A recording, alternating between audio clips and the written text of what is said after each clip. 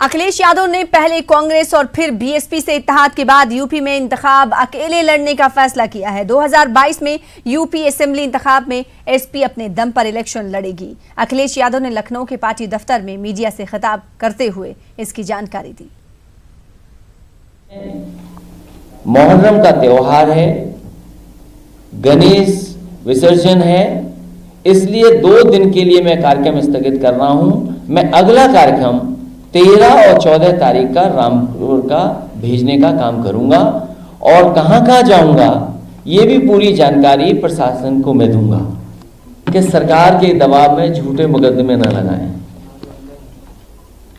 राजनीतिक इतिहास में नेताजी के अलावा किसी बड़े नेता पर इतने मुकदमे एक साथ दर्ज नहीं हुए होंगे।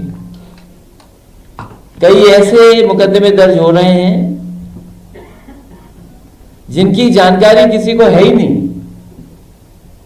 10-10 साल 12-12 साल पुरानी चीजों को खोद करके निकाल करके और प्रशासन अपने दबाव में लेकर के लोगों से कार्रवाई या चिट्ठियां ले रहे हैं।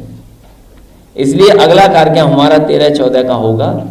ये प्रशासन की जिम्मेदारी है सुरक्षा का इंतजाम करना, और वो जानबूझ करके इस तरह का माहौल प्रशासन ने बनाया है क्योंकि वो नहीं चाहते कि रामपुर में कोई सच्चाई जान ले। और अखबारों के माध्यम से भी ऐसा बताया जा रहा है कि हमारे पहुंचने से वहां दंगा हो जाएगा।